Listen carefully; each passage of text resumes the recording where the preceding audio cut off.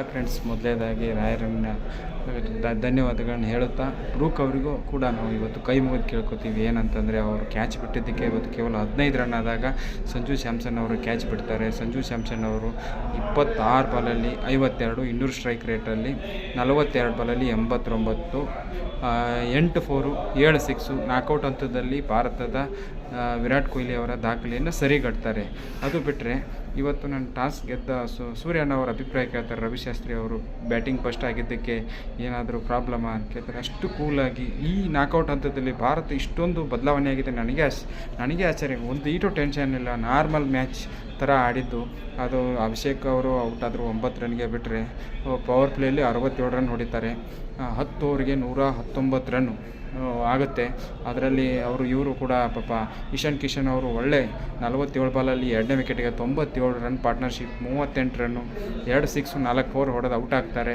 ಅದು ಬಿಟ್ಟರೆ ಇವತ್ತು ತಿಲಕ್ ವರ್ಮಾ ಅವರು 7 ಬಾಲಲ್ಲಿ ಕೊನೆ 21 ರನ್ನು, 3 6 ಹೊಡಿತಾರೆ. ಹಾರ್ದಿಕ್ ಪಾಂಡ್ಯ ಅವರು 12 ಬಾಲಲ್ಲಿ 27 ರನ್ನು, ಅವರು 3 6 ಹೊಡಿತಾರೆ.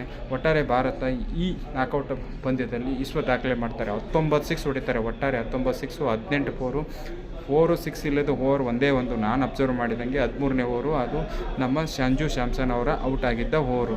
ಇನ್ನು ಸಂಜು ಸ್ಯಾಮ್ಸನ್ ಬಗ್ಗೆ ಇನ್ನೂ ಮುಗಿದಿಲ್ಲ. ಹೇಳ್ಬೇಕೇನಂತಂದರೆ ಅವ್ರದ್ದು ಒಂದು ಜೀವದಾನ ಪಡೆದದ್ದು ನೋಡ್ರಿ. ಅವ್ರ ಬ್ಯಾಟಿಂಗಲ್ಲಿ ಇಷ್ಟು ಟೆಕ್ನಿಕ್ಕು, ಅಷ್ಟು ತಾಳ್ಮೆಯಿಂದ ಸ್ಲೋ ಬಾಲನ್ನು 4 ಯಾವ ಥರ ಹೊಡಿತಾರೆ, ಎಲ್ಲೂ ಗಾಬರಿ ಆಗಲಿಲ್ಲ.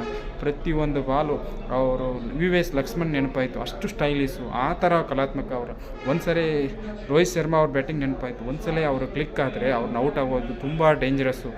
ಆ ಥರ ಇವತ್ತು ಬ್ಯಾಟಿಂಗ್ ಆಡಿದ್ದಾರೆ ಅಂದರೆ ತಪ್ಪಾಗಲಾರ್ದು. ಅದು ಬಿಟ್ಟರೆ ಇನ್ನು ದುಬೆ ಅವ್ರ ಬಗ್ಗೆ ಮಾತಾಡಲೇಬೇಕು. ಅವ್ರು ಕಳೆದ ಒಂದು 4-5 ಸರಣಿಯಲ್ಲಿ ನಾಕೌಟ್ ಹಂತದಲ್ಲಿ ಅವರು 2 ಅಂಕಿ ಇಲ್ಲದೆ ಔಟೇ ಆಗಿಲ್ಲ. ಇವತ್ತು ಕೂಡ 43 ರನ್ನು, 25 ಬಾಲು, 4 6ಅಲ್ಲಿ 3 6.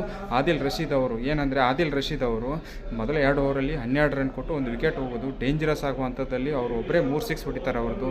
ಹಾಗಾಗಿ ಅವ್ರು ರನ್ಔಟ್ ಆಗಿದ್ದರೂ ಕೂಡ ಒಂದು 10 ರನ್ ಕಡಿಮೆ ಆಯ್ತು ಅಂತ ಹೇಳ್ತೀವಿ. ಭಾರತ 253 ವಿಶ್ವ ದಾಖಲೆ ರನ್ ಇದು ಈ ನಾಕೌಟ್ ಹಂತದಲ್ಲಿ ಅಂತ ಹೇಳ್ತಾ ಆದಿಲ್ ರಶೀದ್ 2 ವಿಕೆಟ್ ಹೋಗಿದ್ದಾರೆ. ಎಲ್ಲ 40 ಒಬ್ಬರೇ 7 6 ಬಿಡ್ತಾರೆ. ಇವತ್ತು archer main bowler 7 6, 61ಕ್ಕೆ 4 ಓವರಲ್ಲಿ 1 wicket. Will Jacks ಅವರು 2 ವಿಕೆಟ್ ಹೋಗಿದ್ದಾರೆ. ಆಮೇಲೆ ಇವರು ಕರಣ್ ಅವರು 2 ವಿಕೆಟ್ ಹೋಗಿದ್ದಾರೆ ಕೂಡ. ಇದು ಯಾವುದೂ ಕೂಡ ಭಾರತಕ್ಕೆ ಭಾರ ಅಂತ ಅನಿಸಲ್ಲ. ಭಾರತ 253 ರನ್ನು, 54 ಟಾರ್ಗೆಟ್ ನೀಡಿದೆ. ಇನ್ನು ಇವತ್ತು ರೋಹಿತ್ ಶರ್ಮಾ ಅವರಾಗಲಿ, ಕೊಹ್ಲಿ ಆಗಲಿ ಅವ್ರ ಫ್ಯಾಮಿಲಿ ಸಮೇತ ಬಂದು ವಿಜೃಂಭಿಸಿದ್ದು. ಸಚಿನ್ ಅವರ ಮಗನ ಮದುವೆ ಇರೋದರಿಂದ ಅವರೆಲ್ಲೂ ಕಾಣಿಸ್ಲಿಲ್ಲ ಅಂತ ಹೇಳ್ತಾ ಭಾರತ ಫೈನಲ್ ಗೆಲ್ಲೋದು ಒಂದೇ ಮುಖ್ಯ ನಮಗೆ ಅಂತೇಳ್ತಾ ಪಾಕಿಸ್ತಾನದವ್ರು ಹೇಳ್ಬೋದು.